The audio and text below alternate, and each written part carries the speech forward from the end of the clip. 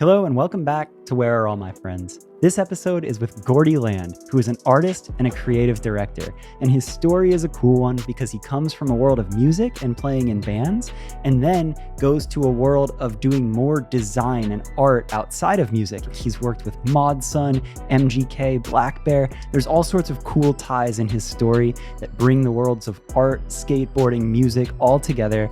And my favorite part about this episode was his relentless pursuit to just chase art and do nothing else. It was so inspiring to me. With that, let's get right into the episode. Enjoy. Where are all my friends? Sitting down with Gordy, or commonly known as Gordyland.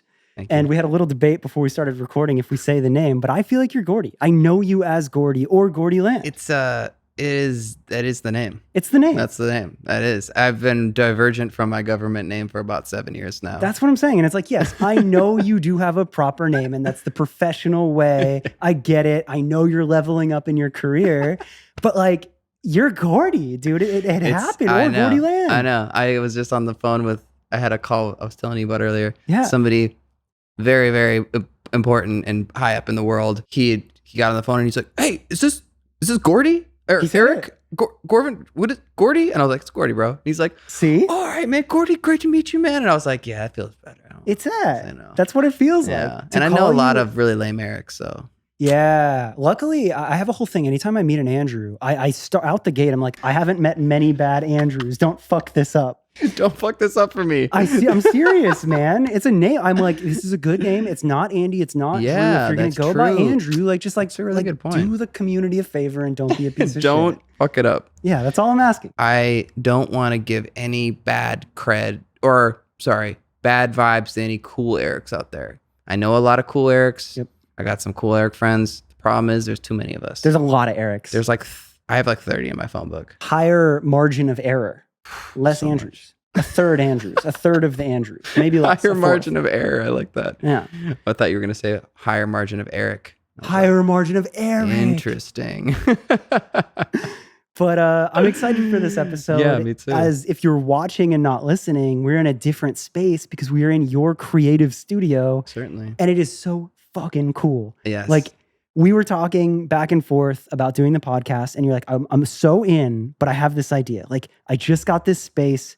I'm so excited. Yes. What if we do it here? And you sent me a photo, and I was like, say less. I wish this was the Where Are All My Friends studio. It's not, but I'll do what I can, and I'll take one episode here. Absolutely. Yes. I like that it's like sort of I know that you've done satellite ones before, right? Absolutely, yeah. But I like that it's kind of rare. It's rare. Yeah. And I would say that it's like we did the full setup. Like we did both of the cameras, we did the lights, like we did the proper, we took the time to set it up. It's true. You were a very accommodating host at the studio. You know, I try to find you all the extension cords I don't have.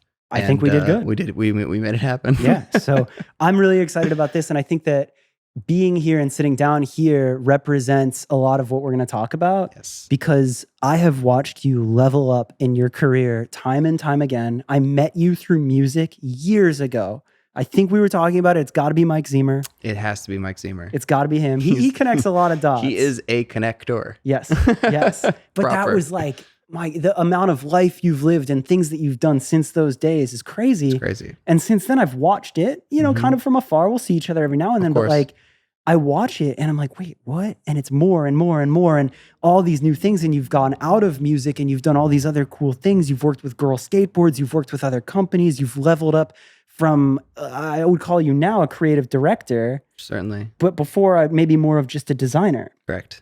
And that's what I want to talk about because this podcast has started with very heavy roots in music, but has really become people who have succeeded doing what they love in a creative career. Right. And what a perfect example of that. Totally. Having you. Yeah. And kind of, I think it's interesting because my genesis is in music, and music has been such like a seminal force in my life. The cool part about this is, it's your podcast, and like this started in music as well and branched out in the same way that I feel like I did as an individual. Like a river has tributaries, it like leads to so many things, and like music is like a binding force in my life, and I feel like in a lot of people's lives, as far as like where they maybe first found community, where they first found maybe their passion, You know, like I know a lot of photographers who started by shooting bands. Yep. And they were like, this is amazing. I want to do this forever. Yeah. And now they're shooting ad campaigns for Target or whatever, you know? And Dude. it's like that started in music. And when I got the chance to go to China, this is like really fast forwarding, but I was thinking about this and I was like, holy shit, I'm here because of music and skateboarding. That's why I'm here. That's trippy. That's the thing though. It's and crazy. like you said, community, and that's it to me. Like not that I didn't have friends in school, but it was just like, I didn't really have anything that I cared about. I didn't deeply relate to anyone. Right. And then I started skateboarding, I got into cars and I found music. And those were the things where I like really found roots and found community. And the thing itself matters so much less than what it brings. Totally. And you've got like, I'm just like, I'm so afraid it's like too far away. I appreciate that. The worst thing that can happen, you'll get a really animated guest and they'll be like, so then. Yeah, and whoa. That's the worst. With regards to music and skateboarding and community, I think the thing that I noticed first and foremost, looking back on that journey and thinking about it, like from a now adult perspective, is like you have all of these kids who are coming into both of those places that are from so many different places in life and demographically, and like come from different families and different. I mean, it was the first time that I ever had like a mixed nut group of friends that was like, I was a suburban kid, you know, and if I would have just hung out with all the kids in my neighborhood, it would have just been like a bunch of white suburban kids, you know. And it's like skating, it's like you got no problem with any of these. I'm just being descriptive. It's like you have kids from the trailer park. Yep. You have kids who just moved here from another town and don't know anybody. You've got the preppy kids. You've got the punk rockers. Yep. And if you skated, you're all welcome here. Didn't matter. Yeah, it didn't matter. Didn't matter. You want to call out mob? Yeah, cool. Like, what's your name? Oh, I'm Dusty. Awesome. Cool. American, you know, whatever. Dude, So- that's so true. Like I was thinking about that because I grew up in like Tampa, Clearwater area, Oh, and yeah, that's right. Florida has like a crazy mixed bag. big time. And it was so early in my life, all of those hobbies was everyone. Right. It was the most Right. mixed group of people. Totally. And it taught me like treat people like people. It Yes. doesn't matter anything past that. Yes. And that's, I never really pinpointed that. It Yeah, it's kind of just felt major, natural. major. And it's like once you look back on it, you're like, oh wow, like so grateful to have had that, and so grateful, Yeah. especially with music, because even to this day, I was telling you earlier, it's like everything leads back to music for me. It's like It's like the island on It Lost. literally just keeps going. Yeah, it keeps going back there, and maybe it's not back there in a career type of way, but it's like still so omnipresent. You Yeah. know, and it kind of like finds its way back. I remember when I tried to quit playing music in college, I became a DJ, like sort of just naturally. Like I was like, oh yeah, I should get turntables. I don't know, sounds fun. Yeah. And boom, now I'm DJing. Now I have gigs. Now I can't stop DJing because people are booking me. I'm like, fuck, all right, I'm gonna quit DJing. And then my friend was like, no, you're not. And I was like, I am. And then it was like next month, they're like, do you want a gig? I was like, yeah, I guess. It's always going to go back there. It's always going to end up back in music. And I think that's beautiful. You were saying that, know? and I was just remembering, like you would have pretty consistently DJ sets throughout LA, like just I as was like like a the you just do that. Yeah, man. I was the resident DJ on the Rocks, above the Roxy, for almost 3 years. Yeah. Yeah. So it was every weekend, sometimes twice a weekend, sometimes 3 times a week, like private parties and whatever. Like, you know, shouts out Medford, shouts out Cisco and all the On the Rocks family, burn. But it was like, here again, family, community, like it really like brought it together. No Fast and Furious reference there, but it brought it all together, and it gave me another outlet to do music, you know, all the while still doing design stuff, all the while. And actually I took over their, I guess you could call it their marketing. Like I did all their flyers too. So it was like I remember that the era. whole era, dude. Like I wanted to make a coffee table book out of it because it seemed like, dude, I did like probably like 200, 300, you know, like it was every weekend for like 3 years. It was so long. It was so many pieces. It's incredible. so crazy. And like, again, I'm so excited to talk to you because we've known each other as like casual friends, and I've Right. seen what you've done, but I don't really know how it all ties together. Right. So like my early memories of you was, I think back at Mike Ziemer's house when he lived in Koreatown. Yep. And I kind of just knew you as the dude. I thought of you as an artist. I Mhm. for sure thought of you as an artist. I remember you were always making some type of design, painting, drawing, Yep. flyer, something. I didn't know until later that you DJ'd. I don't know if you ever played in bands. Yeah. Okay. That was my first shit. Okay. Yeah. And then I know that you did a bunch of stuff with ModSun. Yeah. And Yeah. you're Long from time. Minnesota. Mhm. So that makes sense. Yeah. Yeah. Me and ModSun go way back. And then you went full on into girls. Like, take me back. Like, Okay. paint this Okay. picture Let's do here. this. Let's do this. Let's get in here. I am gonna try to give you a condensed version Yeah, so that do we're the not here condensed for version. 45 minutes. But Because I also, after that, want to get into like, now that you're in this position as like a creative director and you're leveling up, I really want to share this path and like this story to hopefully inspire listeners to show just how much is possible and how much you've done and tried to find where you're at now and found that success. So that's why I'm asking. Totally. That's why I want to hear it. It's I think a quest to figure out to find where you get in and how you fit in. Right. Like Facts. that's where it's we're at. always trying to figure it out. I feel like it's ever evolving. It's forever. Yeah. It's never going to end, which maybe is a good thing. But so anyway, in high school is where I was in bands. I started being in bands when I was 12 years old. Oh, wow. So I was like, we were in our first death metal band was called Black Peach, and it was me and a guitar player, and all I had was a snare drum. Oh my God, amazing. So it was like before puberty. Like if you listen to our demo tapes, we're like, hey, man, like it's crazy. You really did the thing. Yeah, really. Yeah. Wow. So my friend was like, we're starting a band because his friend had started, or his brother had started a band. So we were like, oh, we're all just like looking up to his brother who were like, they were like 15 and smoked cigs and were cool and shit. So we started that band, and then that shortly turned into like a pop punk cover band. And so we were like covering like Blink and Weezer and all that stuff. That evolved into like a band where we would creating our own music and writing our own songs and trying to record. And so I think we cut our first record when I was like 14, and we were like slanging it out of my locker.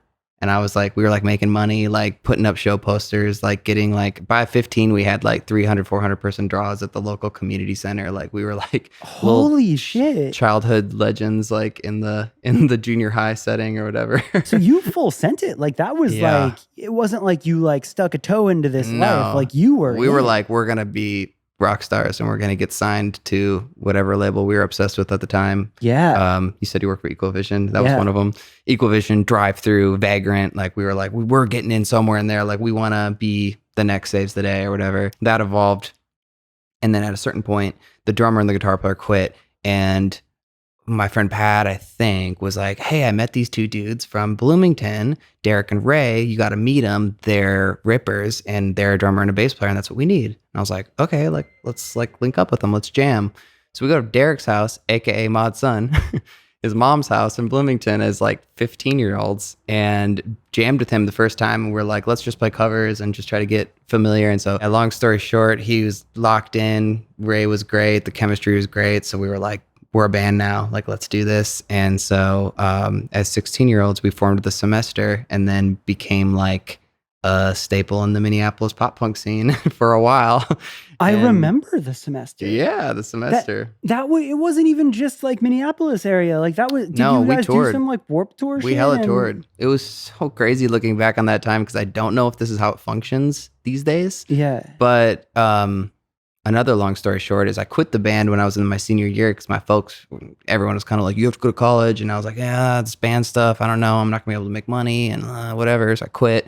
And like 4 months later, never forget this. Because I was playing fill-in. So I was playing with like Four Letter Lie, which at the time was Kevin Scaff. And like Kevin Scaff's teaching me all of the, he's in was it Data, remember? Yeah. He's like in his dorm at the U of M teaching me all the Four Letter Lie songs, and I'm like filling in for like all these. Did you meet El bands. Macias super early on? Because yes. his story ties into that very circle vaguely. As well. Like we don't know it. Like if you were like, you know Gordy, he'd probably be like, oh, I don't know. I know him. Funny. But because those were like some of his early tours in that area. I remember him telling all Midwest me about that. shit. Yeah. And like early Warped Tour and all that stuff. Yeah. Okay, well anyway, continue. So so like we did that, and I quit. But I was filling in for all these bands still.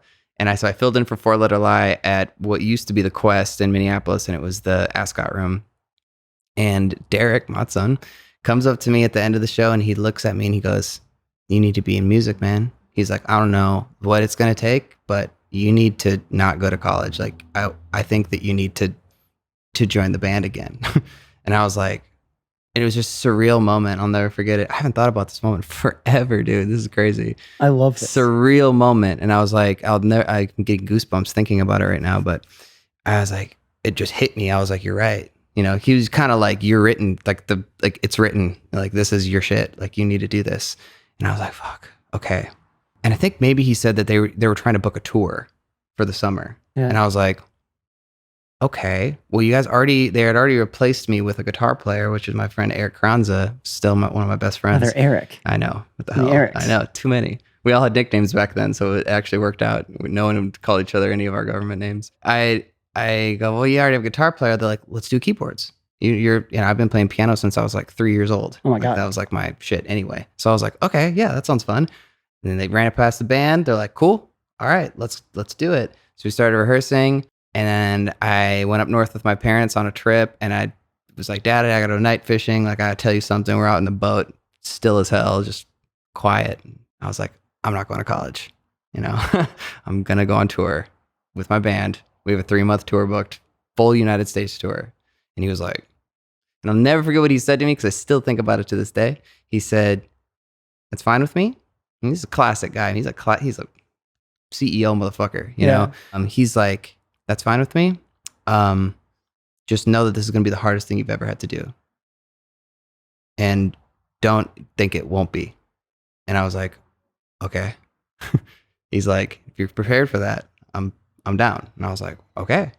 So we left literally 2 weeks after, not even, I think 9 days after we graduated high school. We left on a 3-month tour and literally did the entire United States. Like, went out east, you know, up across the north end, down the east coast, across the south, all the way over to California, and then up California and then back. So it was just insane tour. And there was a lot of off days in there, and like there was a lot of drama with the bands we were touring with, and shit fell off and things happened, and we did pickup shows here and there and whatever. But I met so many great people during that time. And like, I mean, now still, like, I still know people from that time, like that we toured with. It was incredible. And so we did that for a little while. And then I started doing design for our band.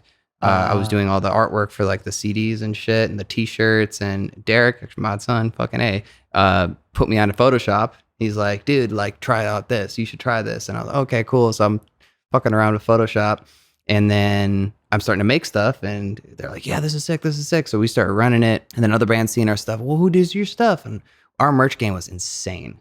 Like, we had always had 4 shirts, 2 hoodies, you know, a long sleeve, like multiple records and posters and everything. We were always selling shit and hustling. And we were young as fuck too. And it was all about just like sell as much as we can so that we can put gas in the tank, get to the next place, and do the thing again. And at the time, that's why I said, I don't know if it's like this anymore, but we were like sleeping on people's couches and like floors and shit. Like, I think about that too. Strangers that we're like, hey, we don't have a place to stay tonight. And that girl's like, oh, my mom has a house or whatever. That was me. Like, when I was touring with Set It Off, we started in like 2008. And that was the OG days, like 2008 through like, I don't know, 2010, 12. Yeah, that's probably the limit right there is 12. Yeah. Like, I remember like those early days. And it feels like I was actually just asking a friend about that. Like, is that viable anymore? Like the Walmart That's what I'm saying. parking lot I don't think person, so. Like, well, even happen? like, I don't think like there's so many creepers out there now, right? That it's like you can't do that. It was so it's hotels now. Then, it was not like creeper vibes at all. It was just like, oh my God, we're a bunch of 21-year-old kids. Yeah. We're like, we'll sleep on concrete. Yes, I don't give a shit. It doesn't. We all have sleeping bags. We all have pillows. Yes, like that's all we need. Somebody might sleep in the van. It doesn't feel like that's the climate. If you're a listener of this podcast right now, let us know. Please. Like, if you have hosted a band, if you are in a band and you have stayed on a couch or a floor, like, is it still, I feel so old. Is that viable? That, but like, is that okay? Like, I don't know. Yeah. Like, it's a very, very strange thing to look back on, because that's how we survived. It's very rare that,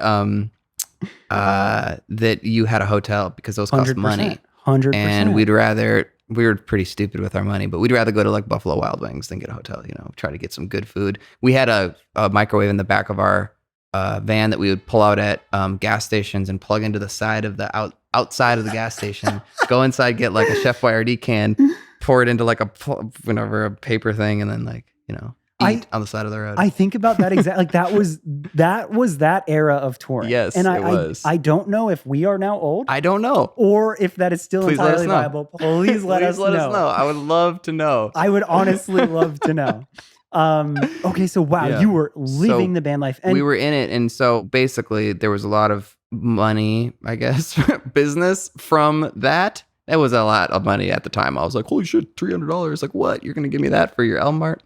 or $100 for t-shirts? Not touring, becoming the art guy. So for becoming other the art, bands. exactly, because they were like, we need t-shirts. Yes. And we played a show with them and they were all cool. Yep. And I was like, cool, I'll do a t-shirt for you for $50. And they're like, fine. And I was like, $100. Okay. Yeah. $200. Well, $150. Okay. And I was like finding out that I could make money doing that. And it really came natural to me, truly. Yeah. And I really, really liked to do it. And I enjoyed it. I would do it in the van. I would do it at, wherever we were, at people's houses, whatever. I was always on the little HP laptop. Yeah. And so at a certain point, we were touring. We toured. I did another like 3 or 4 tours where it was like a few East Coast joints, a few West Coast stints in a month, 2 months, whatever. I was working at Domino's. I'd come home, deliver pizzas, go back on tour, do the same thing until I was about 20. And I was like, we were like meeting with drive-through. We were like this close, man. We're so fucking close. Yeah. And I look back and I'm like, fuck, like what would have happened if we would have just held it out a little longer? Like maybe. Yeah. But I don't regret any of that because I don't really know where I would be if that were the case. I probably wouldn't be here and I wouldn't be doing what I'm doing now. So it's a blessing no matter what. But I just was like, I really enjoy this. I don't know shit about it though. I don't know any other designers and I don't even feel like an artist really. I just feel like a guy who has a computer. Yeah. So I'm going to go to art school. And so I quit the band. I got accepted in Minneapolis College of Art and Design, which was like pretty prestigious spot for art schools. I think, probably top 5 or 10 or something in the nation. Sick. So, and I was like, I'm just going to go full throttle and just do this. And I want to become the best at that. So spent 5 years in art school, hustling, still doing freelance for people, still like, doing a lot of music stuff that was sort of carrying me over, working at the pizza shop, going to art school, making stuff for people for 5 years. And then after that, I was like, okay, I'm never going to work another job that's not creative. I made a pact with myself. Yeah. So I was like 25 and I graduated and I had done incredible, like huge projects for myself that I was so proud of. And I was like, you know what? I'm not like, I love the pizza shop. I can make money here and I could stay here for a long time, but this does not contribute to my vision. Doesn't it push you forward? No. It only makes you sustain. It just sustained. So I was like, you know what? Like, I think there comes a point in everybody's career, not even career, like in a time in your life, you have to make that call and just say that there's not a compromise. And I think that that's the thing that a lot of people get wrong is that you can't compromise.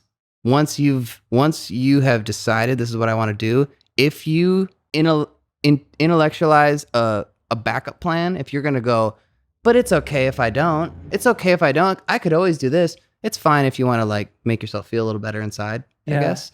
But until you like set up a rule, it's hard to like actually make that leap.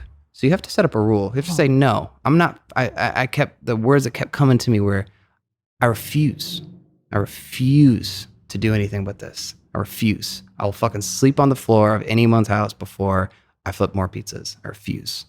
And I'm going to do anything I can to stay creative. Unless I'm like fucked, I'm going to do, and even then, I probably won't give up. I have to do it this way because if I don't do it this way, it won't ever happen. So I said, from there on, it was 2012. We're almost 10 years in. Still haven't done shit besides creative. And I've been, pretty destitute before, in that time. But it's like, you have to make that call at a certain point, especially if you're doing something as fringe as creative work. Dude, I didn't have words as you were saying that because I have very similar conversations to this, but I've never heard somebody say it quite like that. Right. And like setting that rule of like, no, like this is a full-on rule. I refuse, and I will go to zero. I will go to floors. I'll go to negative. Because I would have to imagine that in that journey, there was times where you had very tempting offers to do other shit. To not do, to be like, well, it could be so easy if you could just, and just not. You know what else is crazy?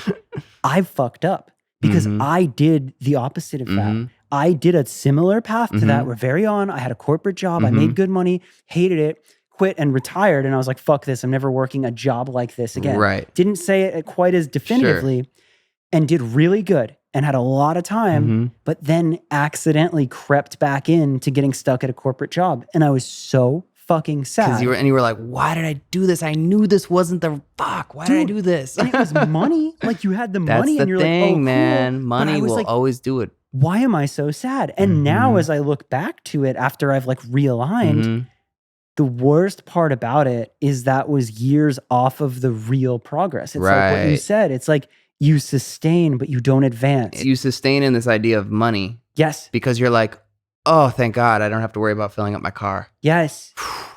Thank you. Wow. Yes. And then it's like, okay, but wait a second. This isn't about filling up my car. Right. Like this is about doing what I want to do. Yeah. Like once every bill is paid and every savings account is full and everything's good, you're sitting there and you're like, why am I so fucking miserable? Yeah, but why? Right. And it's losing sight of that. So like the fact that you made that rule that early and you stuck to it. Yeah. You just fucked me up, dude. Holy shit. That makes me happy because as we're talking, I've not ran over any of these topics in so long. It's kind of awesome to think about it. Yeah. Because even with this studio space that we're sitting in, I was scared. I was like, it's a commitment. I don't know. This is a lot of money. This costs more than my fucking house does. Yeah. You know? So it's like, I'm like thinking, well, I remember thinking, if it gets really bad and I can't make it happen, I could just drive Uber. Yeah. And I heard that in my head and I was like, you're not driving Uber. You're not. No. We're not doing that. You can get evicted. We're not doing Uber. We're not doing that. Oh, and no disrespect to anybody who does that. Well, and I also think that there's probably like, maybe I'm being crazy, but it's like, there's probably a point where I'd be like, fuck, okay, fine.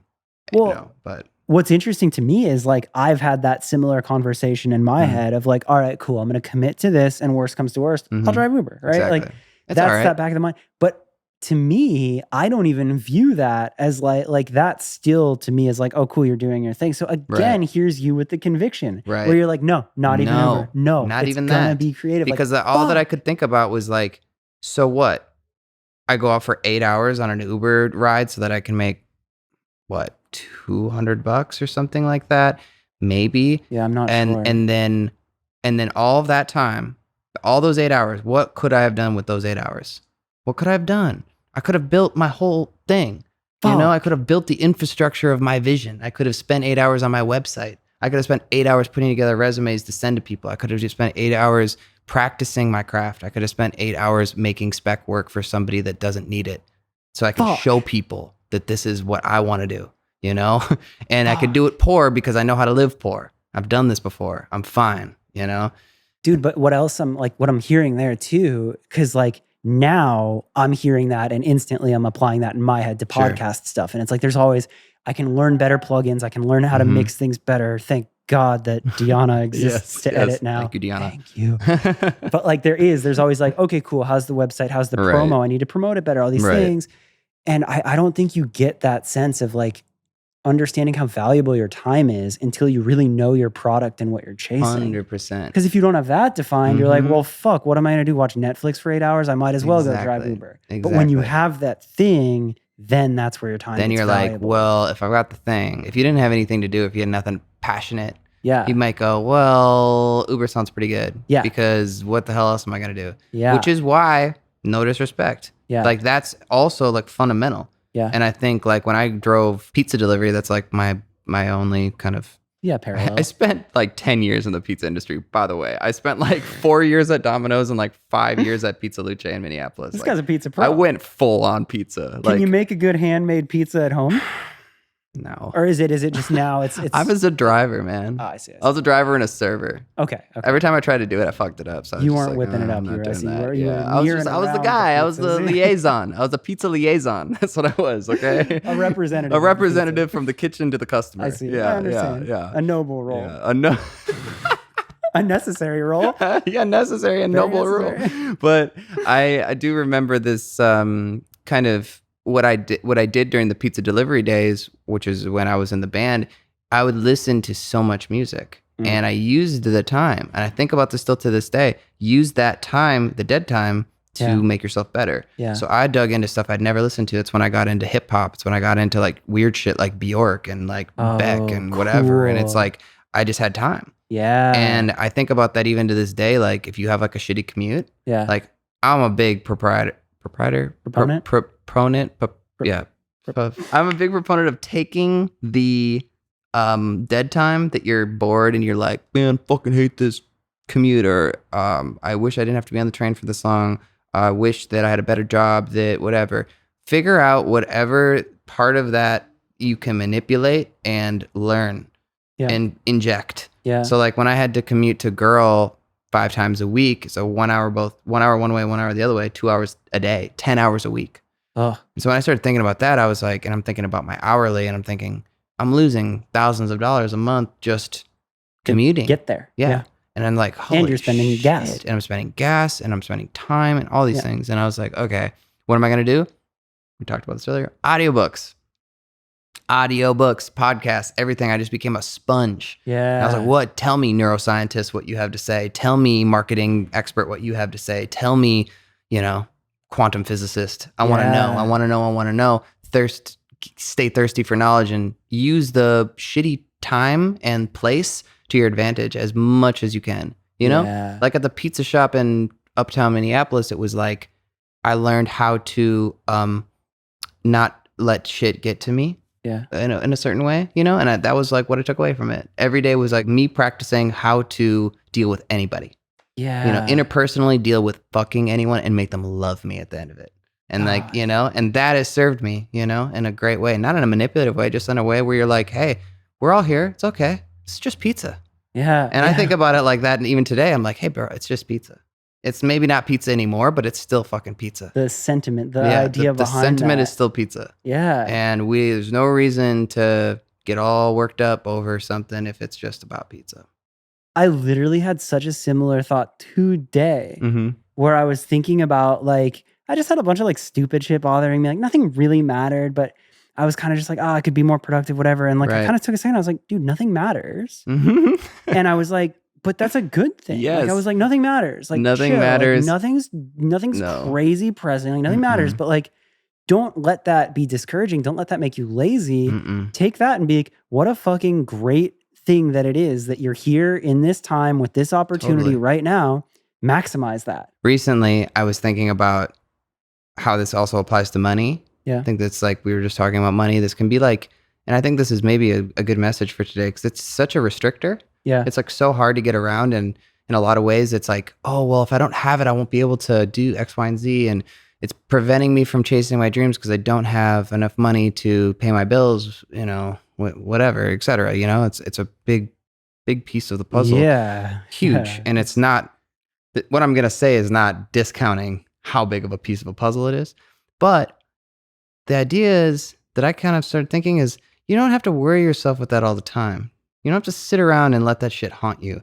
Because all you're going to do, I don't know if you've read The Alchemist before. It's one of my favorite books. Ooh, I haven't. And I'm a big book guy. It's one of the only fictions I love because every single line is like something, it means something that it's not in the book. It's like, it's like you're like, whoa. Okay. Whoa. Done. Amazing. I don't even remember the line I was going to say, but there's another line in there that says, why throw away a dream for something as common as money? That's like the story of your life. That's everything you just said in a line. Yeah. Why throw away a dream for something as common as money? Something as common as money. Right. Start thinking of it that way and thinking of like, why would I let that sit here and haunt me? If let's say I didn't have enough money to pay my taxes at the end of the year, let's also say that I skipped a credit card payment, my shit's maxed out. It's a bummer, Let's also say that I owe money for school. Yeah. Yeah. It's a very real picture. Right. A lot of people can experience that. Yes, exactly. I myself I'm in maybe all those categories. I'm not sure. Right? I know, not all the categories, but let's just say all that stuff. What's going to happen to you tomorrow if you don't pay any of those people? Are they going to come to your house? Are they going to come to your house with a knife and tell you, you have to give over all your assets? You're not a fucking billionaire weirdo that owes millions of dollars.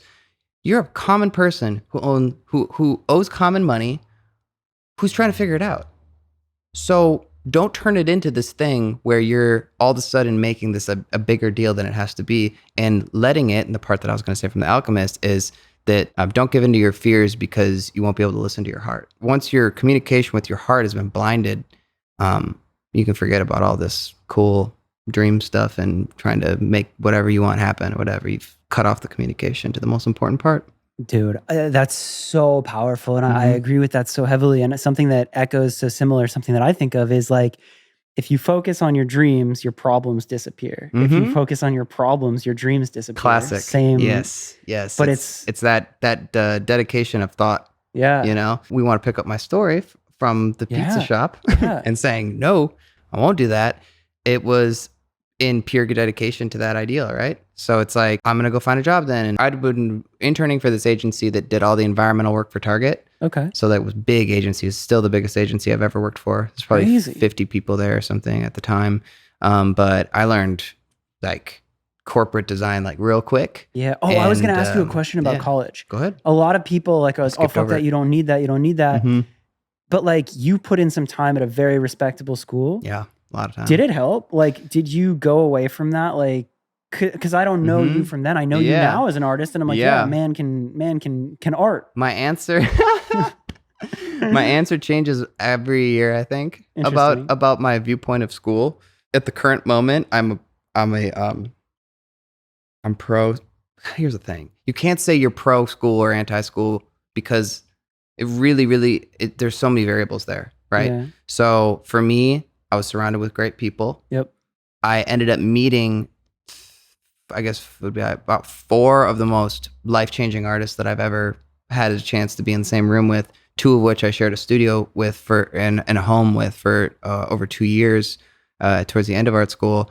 And that changed my whole life. Like there's no way to replicate that experience. I couldn't pay any money, and that wasn't school, but I've met them there. Right. Yeah. So it was sort of like this place where you can find people who are going to be like you, on the same page as you, for sure. I'll make it more granular. Yeah. You went on to that agency and you learned corporate design. Right. From a very technical point of view, did you learn your technical skills more in practical application or in school? Practical application. School teaches you how to become a thinker. Okay. And I think that's the minutia. That's the good shit right there. Without that, I wouldn't be asking the questions I ask now. Without learning about abstract expressionists that said, fuck everything. We're just going to make paintings that don't make any sense. They're just pure feelings. Yeah. Without knowing that that art didn't have to be painting, that art could be installation. It could be a fucking light on the wall. You could walk into a room and you say, that's art. You know, art's a feeling, you know, and it's something that's like deep and like also archaic, and also like really, really deep in our marrow of like our bodies, of like our history as humans. It's really deep in there. And so without kind of going through that process, I wouldn't have the respect and the ability to take on so many disciplines, because it's sort of like made it look like, oh shit, it's all pizza. It's all the same. Your answer was backwards from what I expected, but so beautiful. I thought that you were going to tell me that you learned fundamentals in school and you learned to appreciate it outside of it. But it sounds like without school, you wouldn't have understood really, really the core fundamentals of art. Yes. Which then is something that you carry with you. The juice. Yeah, because it's funny enough, they refused to teach us fundamentals in one of the most prestigious art schools ever. Not fundamentals like color theory. That's a fundamental that they did teach us, or how to draw from life. That's fundamental.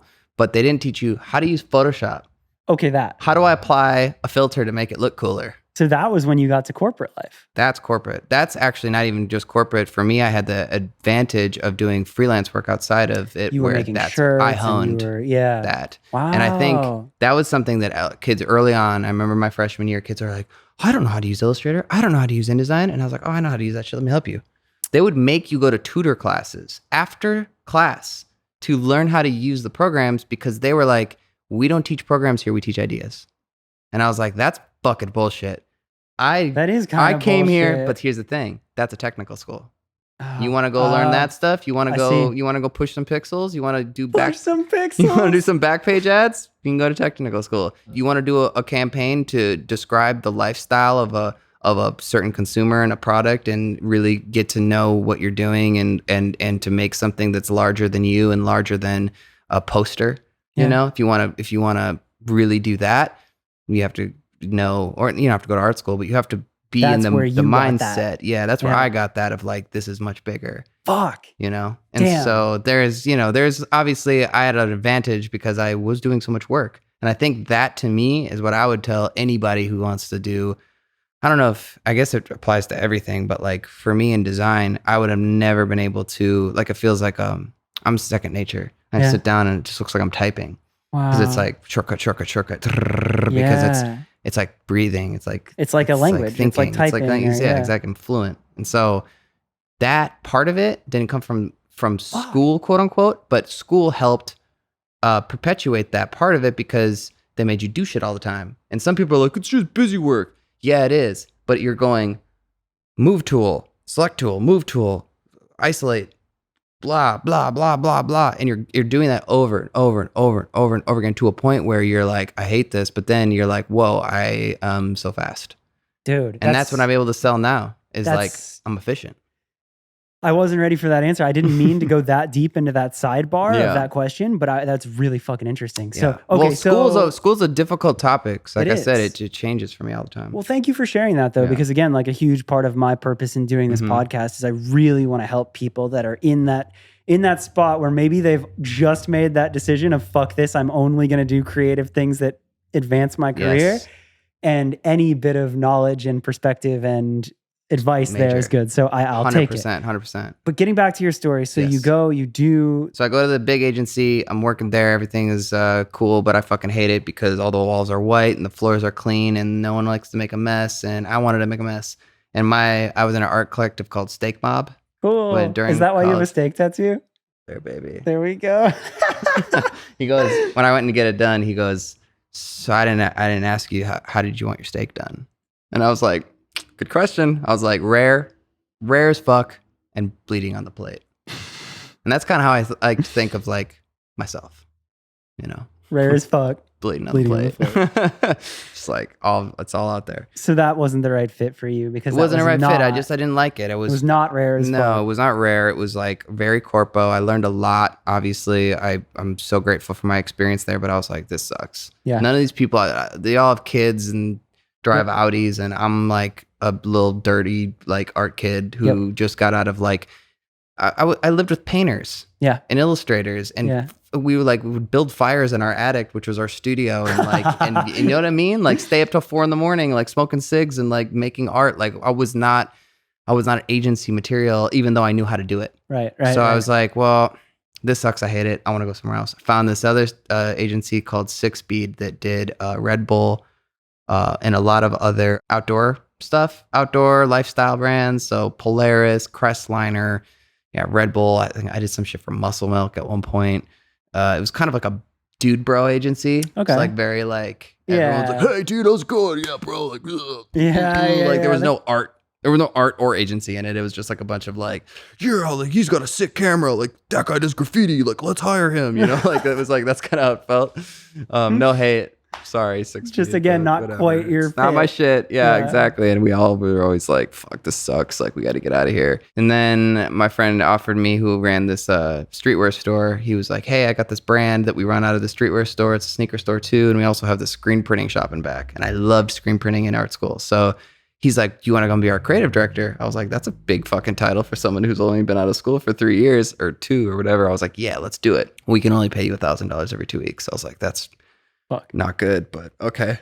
Like I'll do it because I want to do it so bad. Yeah. And it was really hard, and I guess really started getting broke. I ended up having to move back in my parents. I was dating this girl in LA and thinking maybe I'll move out to LA and try my hand out there and move in with her. And then it was just like shit fell off with her. Like, we broke up essentially. So we break up, and this is where the story gets interesting. We break up, and I'm literally crushed because not really because of the relationship, because I did the breaking up. And I was like, this isn't for me.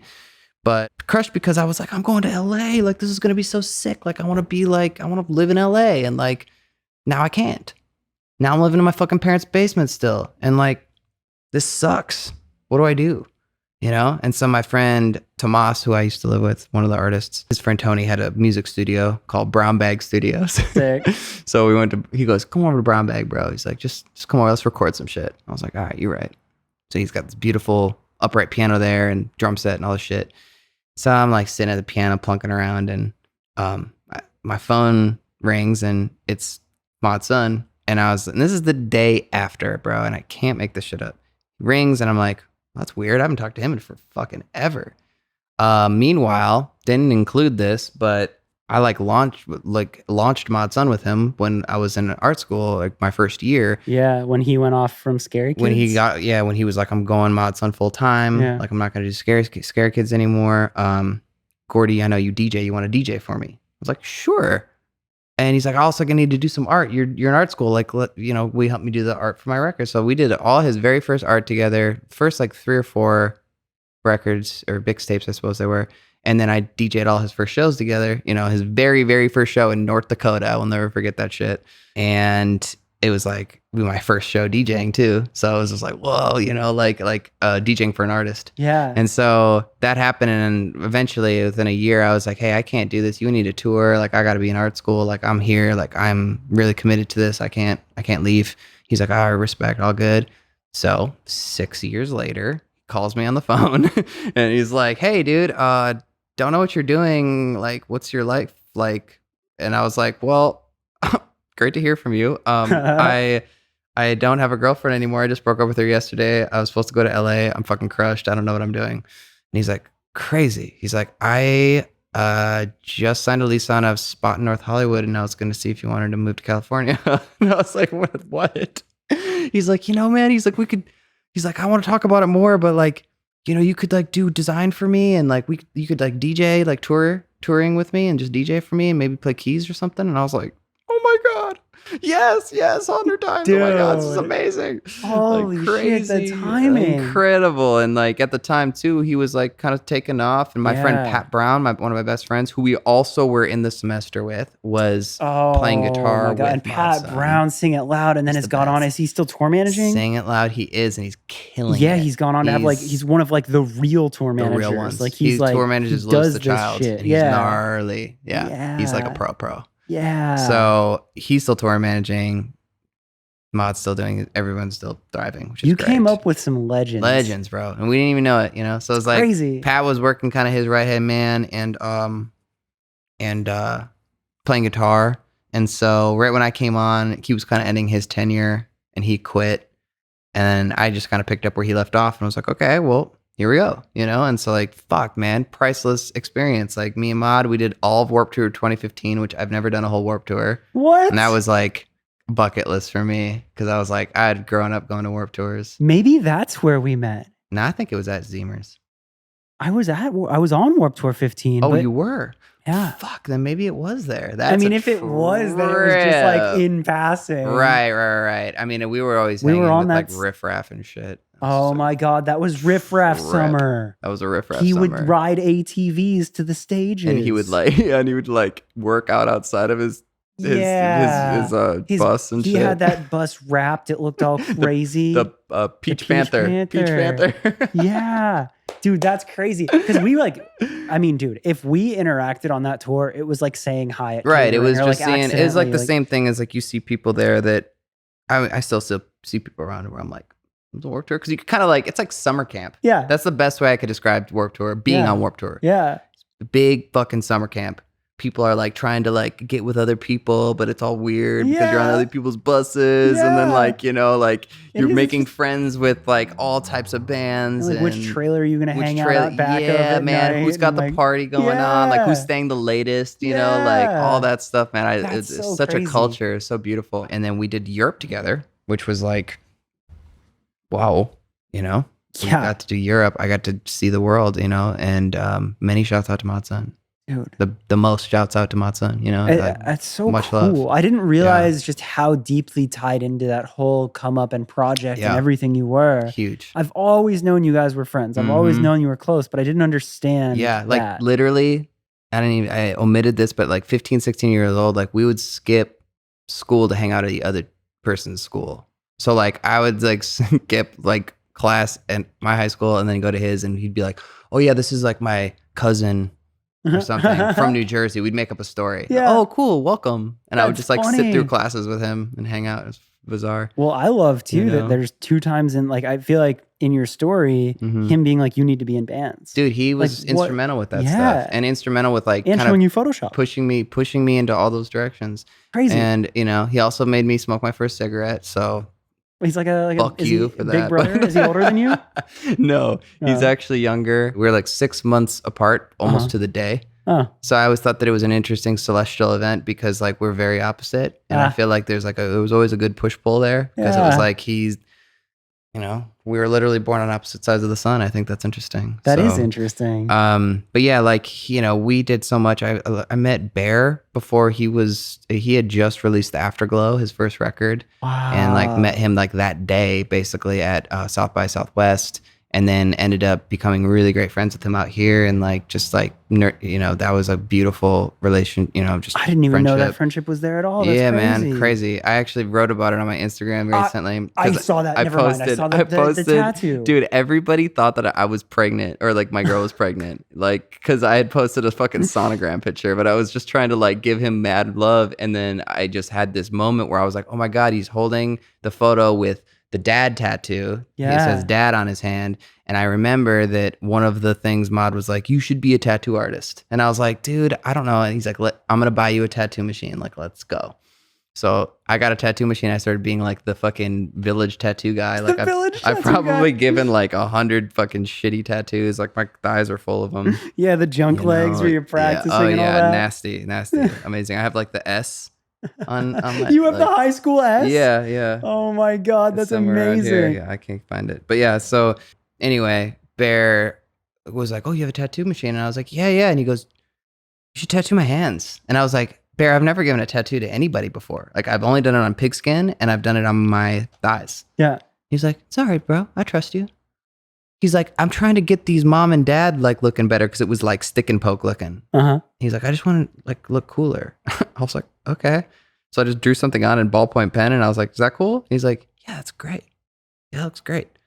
I was like, okay. So we're doing this. He's like, yeah, man, I trust you. It's all good. Oh my god. And I was like, okay. So that was my very first tattoo. We're like hand tats on fucking black bear. You know, like I was just like, what?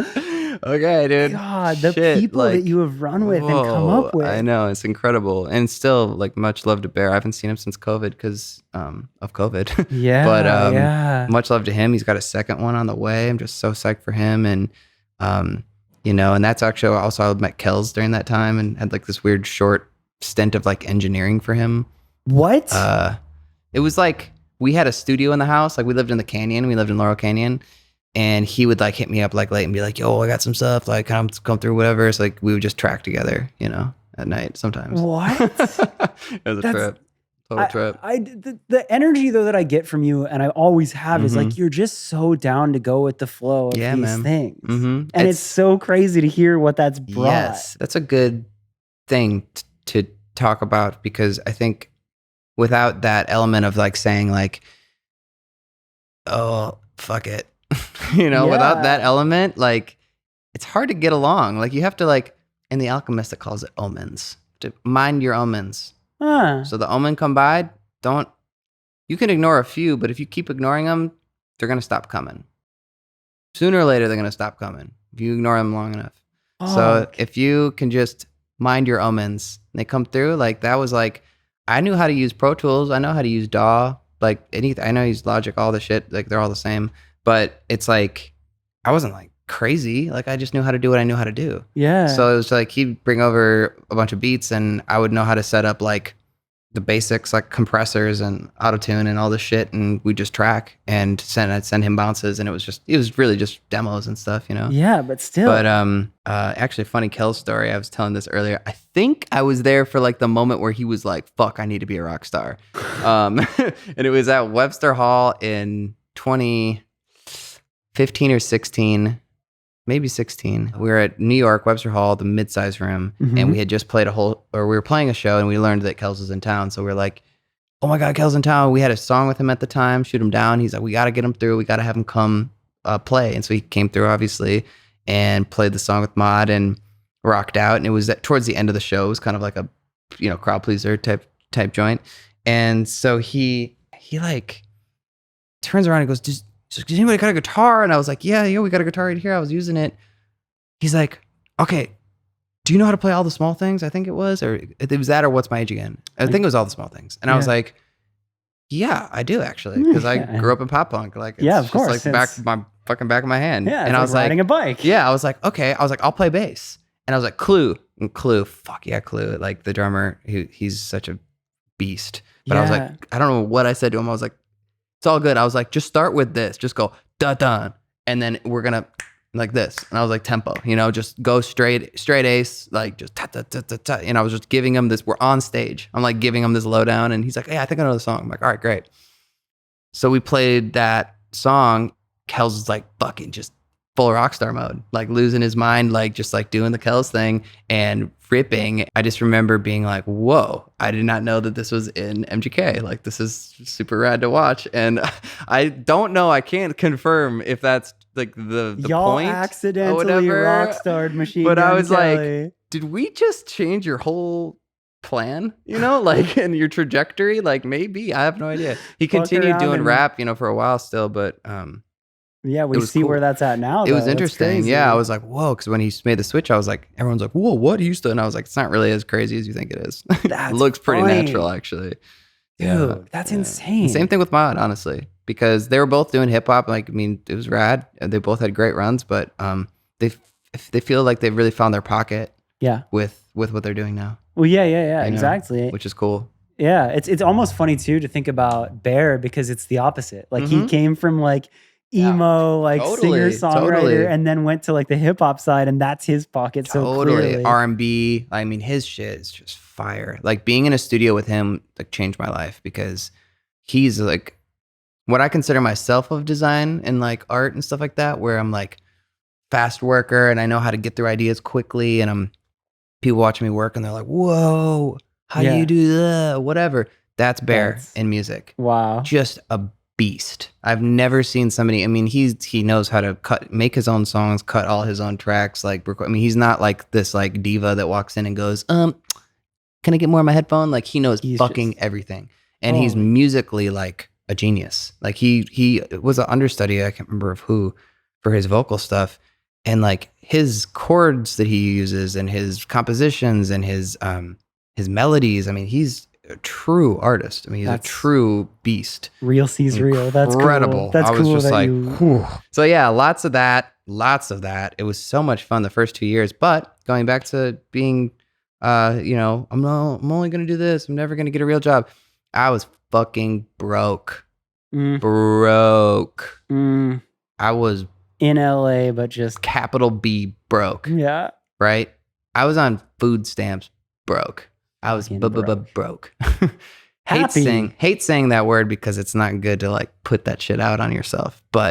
And the word broke is really shitty, but it was bad. And I was losing happiness because people can tell you money doesn't buy happiness, but something, my friend Josh just said this to me. Shouts out Josh Wheel and Wonder Bread. He goes, money can't buy happiness, but money can buy freedom, which buys happiness. I think I come back to a lot of like, you have survival first, and then like happiness in the bonus round kind of thing. And like when you're at the point of questioning survival, pay attention to money. Like that's it's hard to be happy. It's hard to be happy when you're not surviving. Well, it's like when there's no light at the end of the tunnel. Yeah. Like for me right now, in my own current state, I'm like kind of in a place where I'm a little scared, because I've been investing in a lot of stuff of my own here, and investing in a lot of projects, and there's a lot of switchover happening. And I'm like, is it going to be okay? You know? Yeah, but that's like, is that's it going where to the be growth okay? is. That's it. Yeah. That's it. And so that does happen, but it's not like, you know, you're scraping the bottom and you have nowhere to go. Yeah. That sucks. Yeah. So that was actually ultimately what got me out of there, because I was just like, I can't do this anymore. Uh-huh. You know? And So, then is that when Girl happened? yeah. So I went, I Oh. quit, and in tears, so sad. Somebody else said recently, that's good that it was in tears, because it meant you cared. It meant they cared. And I was like, that's true. But I quit in tears. It was sad as fuck. I moved in with my mom's friend in Pasadena because I had nowhere to go, Amazing. and stayed in her guest room for like a month. I got kicked out of there by her husband, who was a dick. He just thought I wasn't doing any work. But I was actually working with Nash at the time, G Nash. Oh, yeah. Like, so I was like trying to be, he had me as like his designer and production manager. So I did like Firefly Fest with him and did a few flyouts. And they were like, they took me to Disney World one time, and I was like, oh my God, sick. I got to go to Disney World. I came back. And the guy's like, you went to Disney World? He's like, you're not even trying to do anything. Like, you need to leave. Like, you need to get out of here. And his wife's crying. And I was like, oh my God. I was like, fuck you. I was like, I'm out of here. So then I went, and I believe I had a bunch of people that I was like, could I sleep on your couch? Like, there was a lot of that going on, floating. you know, but eventually I ended up at Zemer's. Oh, maybe that's when we met. And that's when we met, because I was like, hey, bro, I'm broke. Yep. I borrowed some money from my dad. I can give you, I can't remember what it was. It was something reasonable. It was like $700 or $800 a month. Reasonable. Something like that, Yeah. you know, where I was like, I can give you this much to sleep on your couch. And I won't be here long. Yeah. Just, I need to find a job, and I Yeah. don't know what to do. Yeah. I was on Malachi.com, which is like a job search engine for action sports and lifestyle brands. Okay. So it's like the Indeed of like Billabong or something. Okay. Right. So all cool shit. I was like, I want to get into that. I'm out in California, man. Like, fucking surf, skate, snow. Like, where at? You know, like, let's go. I had my criteria, and so I'd send me emails every day. And the email rang in, and it was like, Girl Skateboards is hiring a designer. And I was like, no fucking way. Like, as a kid, Girl Yeah. Skateboards. Like, I was like, Girl Skateboards. Yeah, right. Mouse. Like, Dude, that's yeah, my right. shit. Like, That was oh big my for me. God. Yeah, it was main. Like, that was like the one that, like, I think our age, that was like our era. Yeah. I was like, no fucking way, you know? And so I just sent my stuff, and I was like, sweating, because I had been working on it. Here again, didn't take an Uber job because I was working on my portfolio every day. Yeah. I was putting work in, trying to make it look better, trying to make my resume look better, all that stuff. Sent it in, got a call back. We want to meet, you know, we got an interview. I was like, all right, cool. So I go in and sit down with Megan Baltimore, who ends up being the CEO of Girl Skateboards and the founder, with Rick Howard, you know? And I was like, okay, you know, this is fucking crazy. And she's like so sweet. And she just was like, you know, I talked through everything. It was just basically a personality test. And then had a second interview with their art director. And then they were like, I got the email that was like, we want to give you the job. And that was when I was at Zemer's house staying on the couch. And I just remember being like, oh my God, I got the fucking job. And Zemer was like, no way. Ah. We were like we were so psyched. And we went out to Santa Monica the night before I started, and just partied on the beach and enjoyed my last day of like being like free, essentially, you know? And so then cue 5 years at Girl Skateboards, and went through all of that. And now I'm here. Dude, and you had done some really cool shit there. Like, that's its own podcast. Major. But like, watching you like design entire series of decks and huge collaborations. Like, I got to work with Beastie Boys. I got to go to like the IMAX, like not the premiere, like where it was like Spike's dad and like Jeff Tremaine, like creative director Jackass, and Spike Jonze and like his assistants, and like we're like watching the Beastie Boys film to like give notes, like shit like that, where I was like, what am I doing here? Like Rick invited me. It's like, okay, shit, this is insane.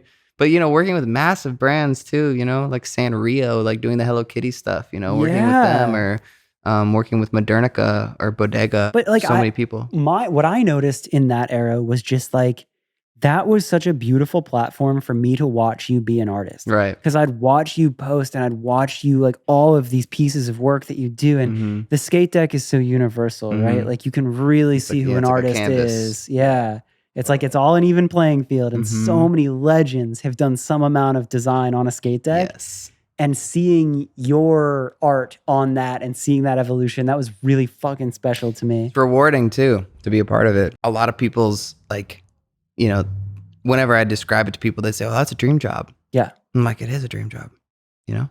Yeah. It's definitely a dream job. The trippy part about getting hired at Girl, which I think I would I would warn everybody against, not anything against girl, but just always aim high. Like aim for something that seems crazy because you might get it someday and not know where to go. Whoa. You know? And that's how I felt my very first, maybe it was the third weekend or fourth weekend. I was like, okay, what do I do now? You're like, what's your goal? What's that? Now? Like, what's I the literally target? got the dream job. This is I can't think of a doper job than this. Yeah. Of course, I can think of jobs that pay more, but that's not the point. Yeah. This is a fucking amazing job. I cannot believe I'm getting paid to do this. Yeah. Like, this is unbelievable. Yeah. And so, you know, that was really fucked up for me. And I was like, whoa, okay. So I guess I wasn't dreaming big enough or something, or like, Holy you know, shit. and maybe it's all natural, obviously, like progression, and you're going to probably do that forever. You have you know to. what I mean? That's Like, part of the process. You're going to go, oh, now my next dream's this, and then you're going to get it. Yeah. And my next dream's this, and you're going to get it.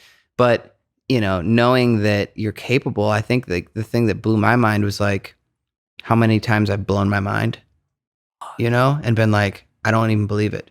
Believe it. You know, when it comes around, don't not believe it.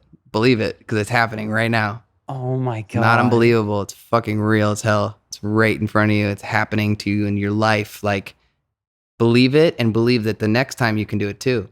Because it's like, once you do that one time with anything, all of a sudden you're like, oh, you know? And recently, my big quest in the last few years has been like achieving a rate that I thought was like actually my worth.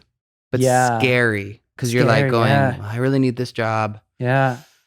How about this much? And you're like, oh yeah. They're like, oh yeah, sure thing. And you're like, holy shit, what the fuck? Why was I tripping? And why didn't I ask for more? Yeah. God. And then you're like, the next time you're like, okay, how about a little more? And they're like, yeah, of course. And you're like, what? No way.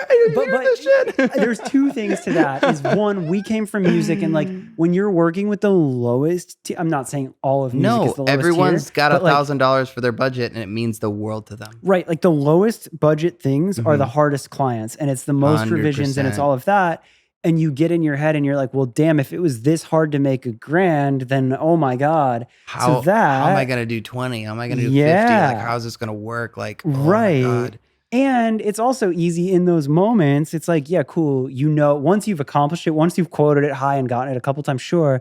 But the other side of that is like in your head, you're just like, there's a kid out there that's hungrier than I am that'll do it for half the cost. This and this. So like, I feel you. There. Like that's a valid, but like I agree that the big message there is so right, and I'm so glad. Like we need to hear more of that. We need to talk more of that. It's important. Because the self-doubt is fucking terrible. It's terrible, dude. And I took down some of my inspirational quotes because I had a meeting in here and I didn't want to look like you didn't want to look like I was just like, I am love, I am whatever, I am wealth. But you know, it's so fucking toxic to let that self-doubt in.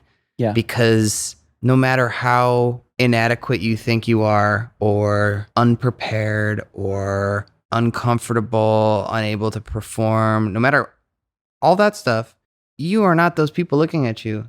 Yes. You're you. And you're going to always say, oh, I'm not, you know, whatever. Or maybe not always, but that's natural. Yeah. Because you're sitting there critiquing and going, well, all these other people are doing it this way, and why am I special? Yeah. You know? And that's why I say believe it, because when somebody tells you you're special, believe them, because that's your path to believing it yourself. That's crazy. You know? I love that. But also, too, like my vision of you, right? Like, I don't know the thoughts you have in your head. I don't know all those doubts or whatever. All I see is like, damn, this guy fucking art's real good. Yeah. Right? Like, it's like, I don't know your rate, whatever. Stuff. Yeah. Like, I'm like, whatever you want, man, you do it the best. So sure, tell me. Right. And it's like you live inside of this fictitious reality that everyone's going, oh, I don't know. Like what? I don't know. I would have probably used black instead of gray on that. Right. The readability, legibility's off or whatever. No. And some of that comes from art school. I had to like get out of this whole critique mindset of like everybody's always critiquing me. But then it also came from, you know, I think honestly where I grew up wasn't really a place that championed paying people a lot of money. It's a very utilitarian place. Yeah. There's a lot of people that want to do stuff want you to do stuff for free because it's a passion project and I don't have a lot of money and all this stuff. And out here, people are willing to invest in their vision. Yep. So they're willing to go, yeah, I got $1,500. Can you work with that? Yeah. Oh yeah, great, amazing. But I think that it's really difficult because no matter how hard you try to self-validate, there's always going to be parts of it that, at least for me, that I found validation through experience. Yeah. Where it was like, I could prove to myself, I showed myself the proof in the pudding. Yeah. You go, I'm gonna try. And then you try and it works out. Now that's a new standard. Yep. Now I don't have to ever think about that again. Dude, I love that. And that's major. That gets us to this kind of current chapter that we're at right now, because you did the dream job at Girl. And dude, my God, what a dream job. Beautiful. Did so much cool shit there. I keep thinking and saying, such a ride. So cool. It was such a ride. But here we are now at this space, and this represents quite a lot more than just the space. This represents you doubling down on yourself yet again. And going further and thinking bigger and being really a full-on creative director now. Yes. So like, just scary. Yeah, I can only imagine. But I guess like maybe even to conclude, like we were talking right before we started recording how fun podcasts are, because it's just this time, it's this moment in time. Yes. It's a catalog of like, where were you? Right. This is us talking in September 2021. Like that's what this is. So as we sit down right now, like what is your dreaming at the biggest level? Like here you are with this space now. Here you are kind of putting yourself in this role of creative director. Like where do you want it to go now? I tell you what, since I've learned to dream bigger, this is a dream that I came up with. I have a secret spot in Malibu that I go to meditate at every now and then. Maybe like more than every now and then. Like it's like once a week maybe, or something like that. I love that. But I'll go out and try to get there really early. Like 6 or 7 in the morning. Just real fucking early. Watch sunrise. Sit on this peak. And the first time I went there and I found it, I was kind of on like a little bit of a spiritual quest where I was like, I need to get out of town. And I drove and I drove and I drove. And I was like, I'm going to drive until I don't have any, until I get lost. Yeah. I'm just going to drive. Yeah. Lose your bearings. And I didn't even have music on. I remember I was just like driving and like my brain just. Yeah. And so I got to pulled up on this spot and it was like, do not enter somebody's property, but it was obviously not somebody's property. Like it was just for sale. I was like, all right. I shimmied around this fence and I found this little spot and I was like, oh shit, this is the spot. This is amazing. So I sat down and just closed my eyes and I started just visualizing. And I've only done this one other time where it felt like transcendental, like truly transcendental, where the other time I built my dream house and I just, I like opened the front door and stood in my bare feet on the front cement slab that's like under an awning and built the house. And I was just in there for like 45 minutes and I was like, whoa, like whatever. Was I, huh? So yeah, where was I? So then this time I was like, I want to build my dream, I guess occupation. Yeah. Right. Or dream situation. Yeah. So my biggest dream, my biggest, most out there wild dream would be, and I drew this somewhere, it's somewhere around here, but I dreamt it up as like, you probably haven't heard of Eames, Charles Eames. The Eames chair. Yeah, the Eames chair. So yes. Charles and Ray Eames were a couple that created the Eames chair. They were also head of like this insane fucking studio that did pretty much everything that I want to do. Past like just video, furniture. They did photo. Like everything. Yeah, they did all the stuff for IBM during like the 70s. They did, or 70s and 80s. They did the film for, there was a film in the 80s.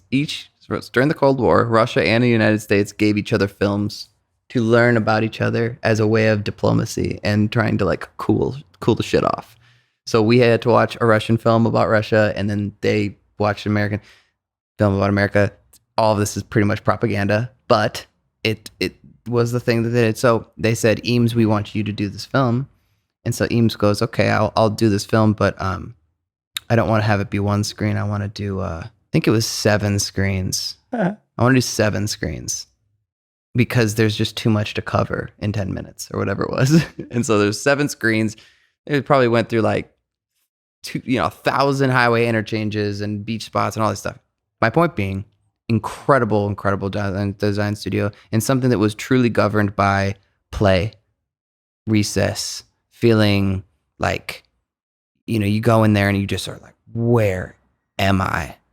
Oh my God, where did I just step into? This is unlike any place I've ever been in my entire life. Yeah. There's shit coming down from the ceiling. There's weird experiments happening. There's people that are like building an instrument in the corner, and that's how their studio was. Yeah. Ultra experimental, ultra bizarre, but putting out incredible, actually corporate work. Yeah. Like high paid corporate work, but weirdos. Yeah. I was like, that's it. That's what I want.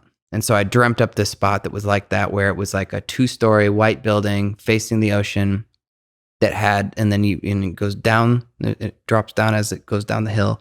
And then in the lower part, there's a big meeting area. And then off to the other side, there's like a sealed off, like recording studio that faces the ocean. And I was thinking, yeah, I would love to run a record label, but never for money. Yeah. Only for fun. Yeah. So sign bands I love, expect nothing. Yeah. Just give them a spot to go, and then I'll rent it out to people who want it and make them pay a premium rate, and then it'll pay for the whole building, something like that. And then I was like, and then the top floor would just be like the Eames studio, just fucking gnarly. You walk in and you're like, what the fuck? And like, there's like I drew like a half dome that's on the top of the building. And I kind of stole this from Life Aquatic, and it's called the observation dome. I think I called it, or observation area or something, but no electronics allowed. It's just like a bunch of pillows. It's only 6 feet tall, so you can't really stand up in it and do anything. You have to sit down, and it's just to observe, something like that. And then like maybe like a little satellite home that I was thinking, same concept. Like maybe it's like 200 square feet, and it's like a library with like a record player, and you like go there to just think, type of thing. And then another satellite spot that's like spray booth, like get messy, get crazy, like just fucking throw shit against the wall, like do weird shit, right? Yeah. Campus, kind of like a campus of like weird fucking buildings that all have this purpose, that all sort of create an ecosystem, and like a place where in the new age, I don't really want people coming to work. Right. I want this to be a space that, like, kind of how I view this space is like site A or 1.0 of this vision. Yeah. Where I don't really expect to outfit this place with like 30 people. I mean, it's not big enough for that, but even 3 people. I don't want to like have a bunch of employees. Right. See myself having an assistant, because I think that would really help me. But I keep thinking of it as this space to collaborate within. It's like a space that you visit in order to ideate, in order to create the most fantastical thing where there's no rules. It was like my very first like iteration of Gordyland, really. It's like the way I thought of Gordyland was this place that was like a place I could go that's an escape. Your name is the final form of what it is. It's a place, it's an idea, it's a person, it's a true noun. Wow.